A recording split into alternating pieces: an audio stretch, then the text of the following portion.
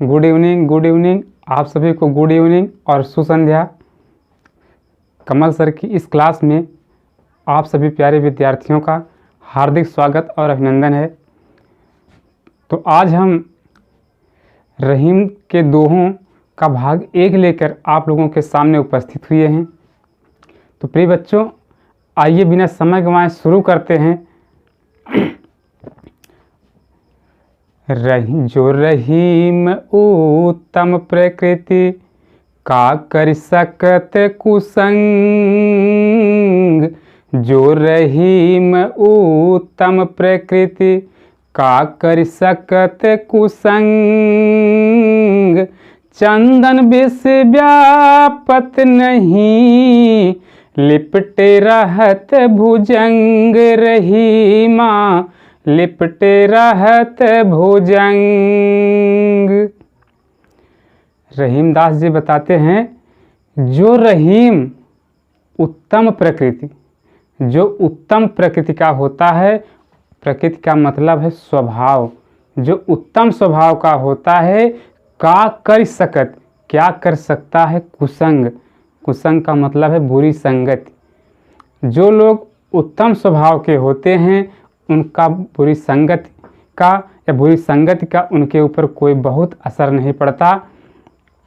अर्थात बुरी संगति के कारण उत्तम स्वभाव वाले लोगों के चरित्र में कोई विकार नहीं आता। जैसे उदाहरण देते हुए रहीम जी बताते हैं, चंदन विष व्यापत नहीं। चंदन के पेड़ में विष कभी व्याप्त नहीं होता, अर्थात विष का प्रभाव नहीं पड़ता। लिपटे रहत भुजंग, और क्या लिपटे रहते हैं, भुजंग। चंदन के पेड़ में भुजंग लिपटे रहते हैं। भुजंग का मतलब होता है सर्प। जिस प्रकार चंदन के पेड़ में सर्प के लिपटे रहने के बाद भी उस पर चंदन विष व्यापत नहीं, विष को व्याप्त नहीं होता, अर्थात विष का प्रभाव नहीं पड़ता, उसी प्रकार उत्तम स्वभाव वाले लोगों के चरित्र पर बुरी संगत से उनके व्यवहार में, उनके चरित्र पर कोई विकार उत्पन्न नहीं होता। आइए एक बार फिर से देख लेते हैं अच्छे से। रहीम दास जी बताते हैं कि जो रहीम उत्तम प्रकृति, जो लोग उत्तम प्रकृति के अर्थात उत्तम स्वभाव के होते हैं, का कर सकत कुसंग, उनका कुसंग भला क्या बिगाड़ सकता है। अर्थात उनके ऊपर बुरी संगत के कारण उनके चरित्र में कोई विकार उत्पन्न नहीं होता। और जैसे चंदन विष व्यापत नहीं, चंदन के पेड़ पर विष कभी व्याप्त नहीं होता, विष का प्रभाव नहीं पड़ता। लिपटे रहत भुजंग, भले ही उस पर हमेशा भुजंग अर्थात सर्प लिपटे रहते हैं। और अगले दोहे में रहीम दास जी क्या बताते हैं, चलिए अगले दोहे चलते हैं। रहीम मन प्रीति सराहिए, मिले होते रंग दून। रहीम मन प्रीति सराहिए, मिले होते रंग दून। ज्यों जर्दी हरदी तजे, तज सफेदी चून। रहीमा तज सफेदी चून। रहीमन प्रीति सराहिए, किसको सराहना है, प्रीति को। रहीमन प्रीति सराहिए, प्रीति का मतलब होता है प्रेम, सराहिए का मतलब सराहना करिए, प्रशंसा करिए। रहीम दास जी बताते हैं कि ऐसे प्रीति की, ऐसे प्रेम की प्रशंसा करनी चाहिए, सराहना करनी चाहिए। और कैसे प्रेम की, मिलत होत रंग दून, जहाँ दो प्रेमियों के मिलने से उनका प्रेम दुगना हो जाता है, 2 गुना बढ़ जाता है, ऐसे प्रेम की प्रशंसा करनी चाहिए। और उन्होंने उदाहरण के द्वारा समझाया है कि जिस प्रकार से हल्दी पीले रंग की होती है, चूना सफ़ेद रंग का होता है, लेकिन दोनों को मिला देने से एक लाल रंग बन जाता है। और जिस आगे बताते हैं कि ज्यों जर्दी हरदी तजे, ज्यों जिस प्रकार, जर्दी मतलब पीलापन, पीलापन कौन छोड़ता है? हरदी। जिस प्रकार जर्दी हरदी तजे, हल्दी जो है अपने पीलेपन को छोड़ देती है, और तजे सफ़ेदी चून, और चूना जो है उसके सफ़ेद रंग को छोड़ देता है, और दोनों मिलकर क्या बन जाते हैं? लाल रंग बन जाते हैं। आइए एक बार फिर देख लेते हैं।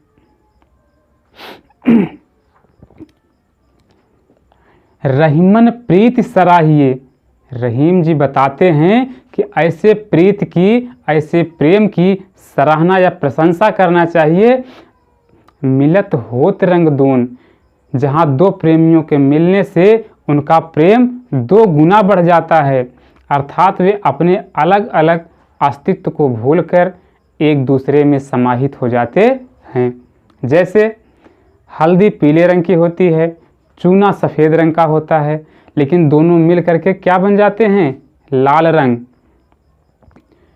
ज्यों जर्दी हरदी तजय, जिस प्रकार से हल्दी पीलेपन को छोड़ देती है, तजय सफ़ेदी चून, और चूना अपने सफ़ेद रंग को छोड़ देता है, दोनों मिलकर किस रंग के बन जाते हैं?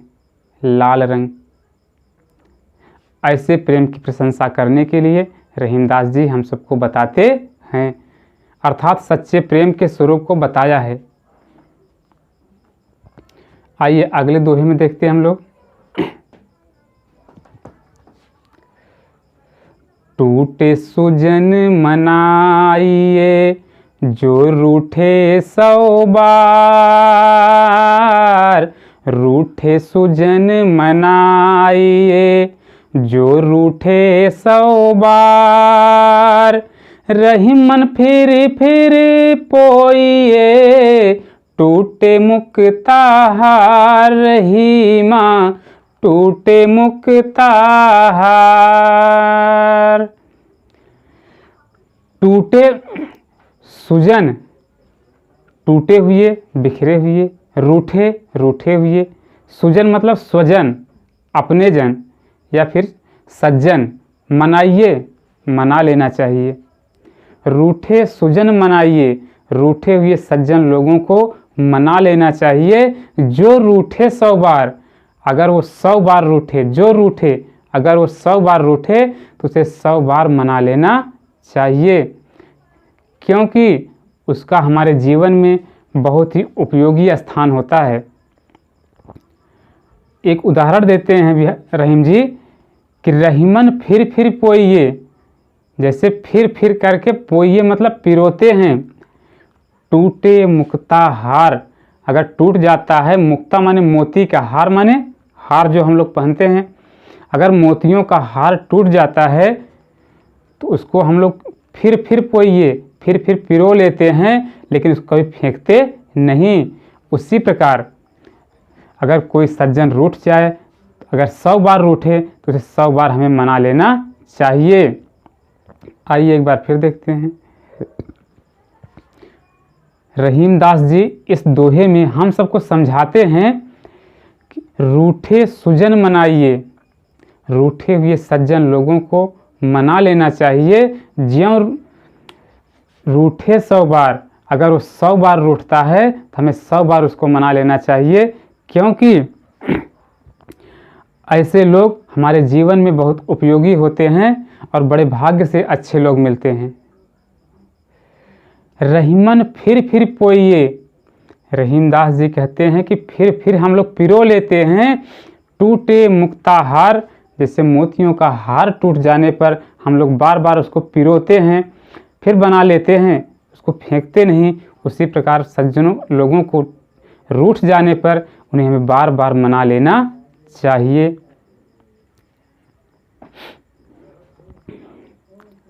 आइए अगले दोहे में देखते हैं। रहीमन आंसुआ नैन ढरी, जिय दुख प्रगट करे, रहीमन आंसुआ नैन ढरी, जिय दुख प्रगट करे, जाहि निकारो गेहते कसन भेद कहि दे रहीमा कसन भेद कहि दे। रहीमन आंसुआ नयन ढरे, कौन ढरे?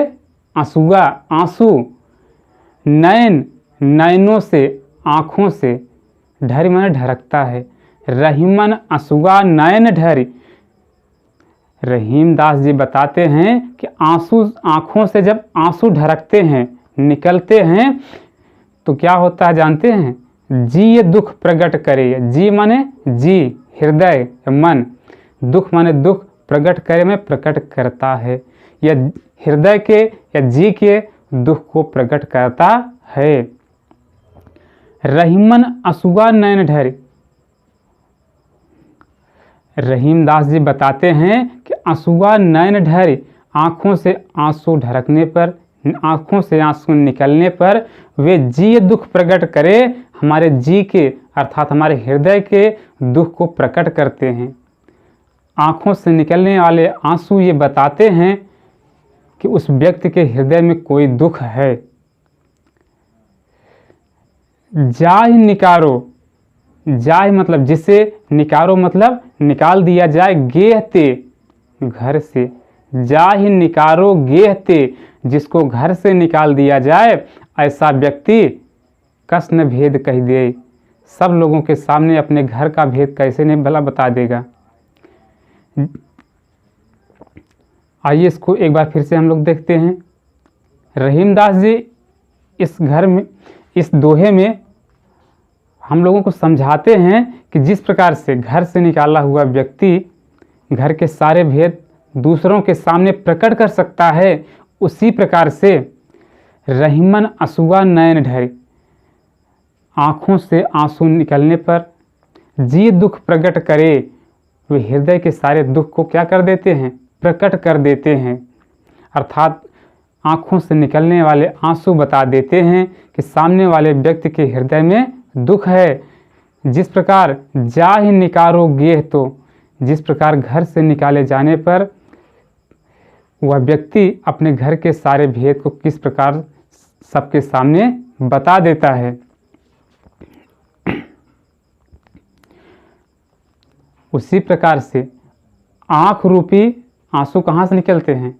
आँख रूपी घर से आंसुओं के निकलने पर हृदय के सारे दुख क्या होते हैं?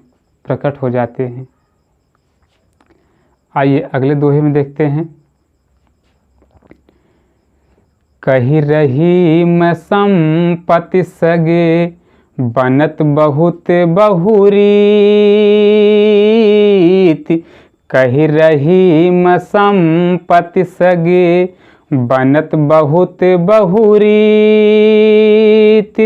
विपत्ति कसौटी जे कसे तेई साचे मीत रहीमा तेई साचे मीत। कही रहीम, रहीम दास जी कहते हैं, और क्या कहते हैं? संपत्ति, जब इंसान के पास संपत्ति होती है, धन होता है, तो सगे, सगे माने सगे संबंधी, बनत बहुत, बनत बहुत, बहुत सारे लोग बनते हैं। क्या बनते हैं? सगे संबंधी बन जाते हैं। और कैसे बनते हैं? बहुरीत, बहुत रीत से, मतलब बहुत तरीके से। कही रहीम संपत्ति, जब आदमी के पास धन संपत्ति होती है तो सगे, सगे संबंधी लोग बहुबनत, बहुत लोग बन जाते हैं, बहुरीत और बहुत तरीकों से बन जाते हैं। कोई मामा का लड़का, कोई फूफा का लड़का, कोई वहाँ का, कोई वहाँ का, कोई ये रिश्तेदार, कोई ये रिश्तेदार, ये सारे लोग आपके बनते हैं। कब? जब आपके पास संपत्ति होती है तब। और आगे बताते हैं कि विपत्ति कसौटी, विपत्ति रूपी कसौटी, कौन सी कसौटी? विपत्ति कसौटी। जब आपके पास मुसीबत हो, विपत्ति हो, उस कसौटी पर जे कसे जो खरा उतरता हो, तेई साँचे मीत वही सच्चा मित्र होता है। आइए एक बार फिर से समझ लेते हैं। रहीमदास जी इस दोहे में बताते हैं कि कहि रहीम संपत्ति सगे, संपत्ति धन के होने पर बनत बहुत सारे लोग बनते हैं। क्या बनते हैं? सगे संबंधी बन जाते हैं। बहुरीत बहुत तरीकों से बन जाते हैं। विपत्ति कसौटी, लेकिन उस विपत्ति के समय, मुसीबत के समय जे कसे जो खरा उतरता है, जो साथ देता है, तेई साँचे मीत, रहीम जी बताते हैं कि वही साँचा मित्र होता है, सच्चा मित्र होता है। आइए अगले दोहे पर रहीम जी हमको क्या बता रहे हैं। जाल परे जल जात बही तजमीनन को मोह, जाल परे जल जात बही तजमीनन को मोह, रहीमन मछरी नीर को तउन छाड़त छोह, रहीमा तउन छाड़त छो। जाल परे, जाल मतलब जानते हैं, जो मछली पकड़ने के लिए जाल लगाई जाती है, उसी जाल की बात की जा रही है। जाल पड़े, जाल के पड़ने पर जल जात बही, जल मतलब पानी, पानी क्या होता है? बह जाता है। तज मीनन को मोह, तज त्याग करके, मीनन मछली को, मोह मतलब माया, मछली की माया को छोड़ करके पानी क्या होता है? आगे बढ़ जाता है। रहीमदास जी बताते हैं इस दोहे में कि जाल परे, जाल के पड़ने पर जल जात बहे, पानी बह जाता है।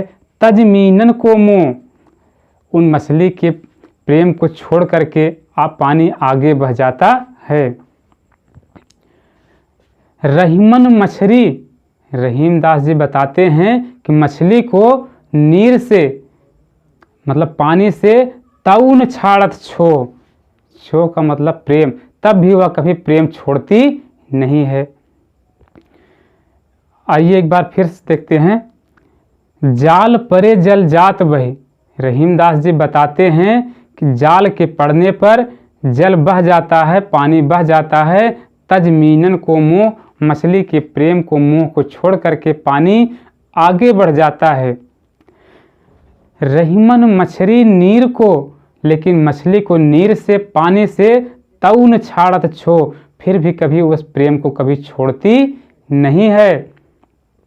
इस दोहे के माध्यम से रहीमदास जी समझाना चाहते हैं संसार के लोगों को कि हमने इस संसार रूपी माया को, इस धन संपत्ति को हमेशा अपना माना है, लेकिन वे कभी हमें अपना नहीं मानते। जैसे घर को हम लोग बहुत सुंदर घर बनाए, घर को अपना मानते हैं, लेकिन कभी घर आपको अपना कहा है? कभी नहीं।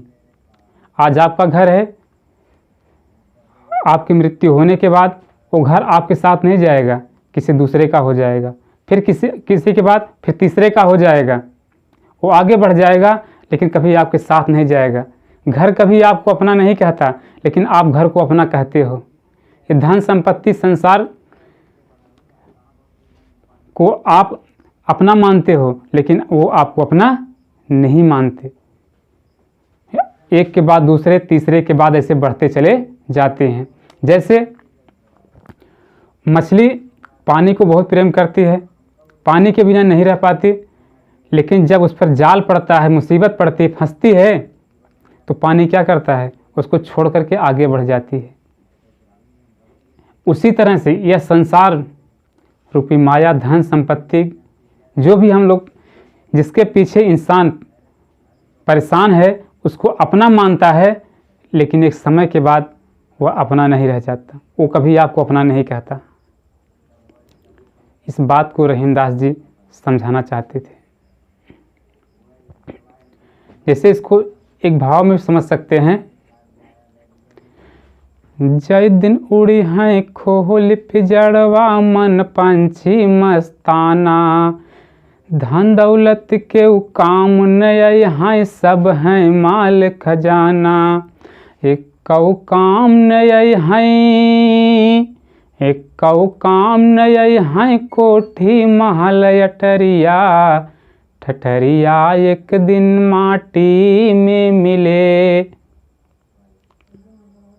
दीन सबन को लखत है दीन नहीं लखे न कोय। दीन सबन को लखत है दीन नहीं लखे न कोय। जो रही मदी नहीं लखे दीन बंधु सम होय। रहीमा दीन बंधु सम होय। दीन दीन का मतलब क्या होता है प्यारे बच्चों? निर्धन, गरीब। दीन सबन को लखत हैं। निर्धन व्यक्ति सबको देखता है, गरीब व्यक्ति सबको देखता है, अर्थात सबके सहयोग का आकांक्षी होता है। दीन ही लखे न कोय, और दीनों को, निर्धनों को कोई नहीं देखता, अर्थात सब उनके क्या करते हैं? उपेक्षा करते हैं। जो रहीम दीन ही लखे, जो रहीम दास जी बताते हैं कि दीन ही लखे, जो दीनों को देखते हैं, निर्धनों को देखते हैं, गरीबों का ध्यान देते हैं। दीन बंधु, दीनों के बंधु अर्थात परमात्मा समान होए। वे दीन बंधु सम होए, अर्थात दीनों के बंधु परमात्मा भगवान के समान होते हैं। आइए एक बार फिर से देख लेते हैं। दीन सबन को लखत है। दीन निर्धन व्यक्ति सबको देखता है, अर्थात सबके सहयोग का आकांक्षी होता है। लेकिन दीन लखे न कोय, लेकिन दीन निर्धनों को कोई ध्यान नहीं देता, उनकी सब उपेक्षा करते हैं। जो रहीम दीन ही लखे, ऐसा रहीम दास जी बताते हैं कि ऐसे लोग जो निर्धनों का ध्यान रखते हैं, उनका ख्याल करते हैं, दीन बंधु सब होए। दीनों के बंधु अर्थात ईश्वर के समान, परमात्मा के समान ऐसे लोग होते हैं जो निर्धनों का भी ख्याल करते हैं।